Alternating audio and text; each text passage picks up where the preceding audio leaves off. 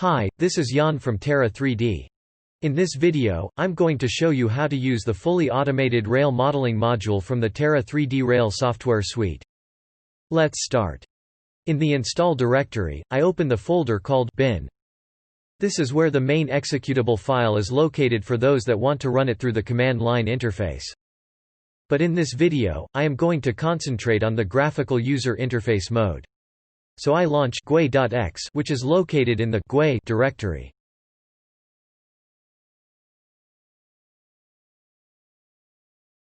I want to export 3D models from 3 LAS files that are in the following folder on my desktop. This is why I select the full directory as input. I could also have selected individual LAS or LAS files as input with the field on the right-hand side of the window. I select the output directory and set the desired file name. Then I will provide the trajectory of the train corresponding to the lane I want to vectorize. Indeed, this program is designed for clouds coming from a mobile mapping system. The trajectory should look like this. It is an ASCII file where each line describes a point and contains a GPS time, coordinates and orientation. To specify the expected trajectory format, I click on Configure.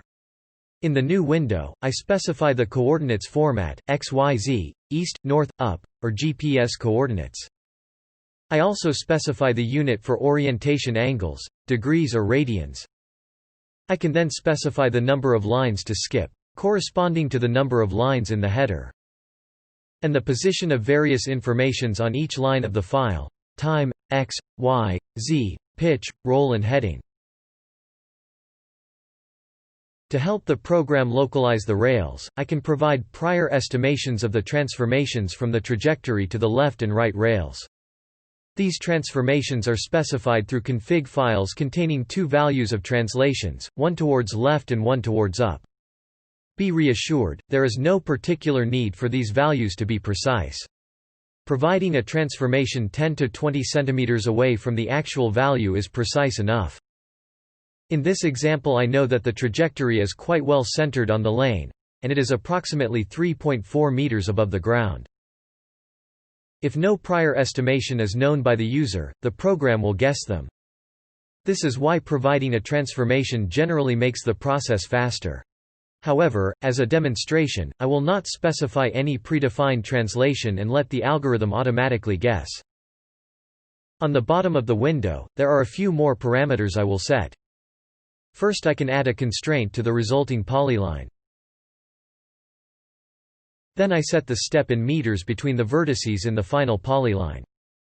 For example, I will ask to get 1 vertex every 3 meters. Then there is a switch to select if I want the program to export debug by products. I will explain later what these debug images are. And finally, I need to specify the EPSG index corresponding to the input files. When everything is set up, I simply click on Launch Process. The program opens a console. It will read the trajectory and sequentially perform the extraction for all the input point clouds. As you can see, the algorithm successfully guessed the transformation from the trajectory to the left and right rails. Now, you can see the progress in the console.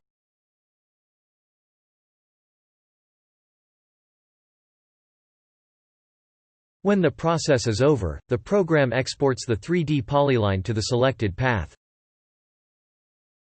As I decided to export the debug images, the program created a directory for each processed file. This directory contains images one can use to inspect the results. They represent slices taken along the cloud. 1 slice per polyline vertex. In these images, the trajectory is displayed with the large green target, the prior estimation with the small green target, and the final vertex position with the small red target. You can check that the polyline is perfectly aligned with the rails. The program also exported some georeferenced rasters where you can visualize the polyline and localize the aforementioned slices.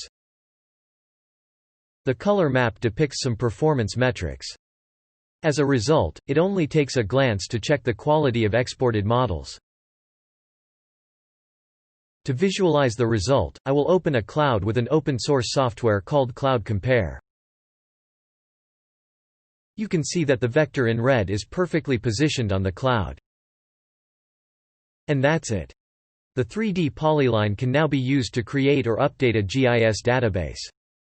Or perform some asset management tasks such as geometrical regulatory checks. This is Jan from Terra3D. Thanks for watching. Don't hesitate to contact us to get your trial license.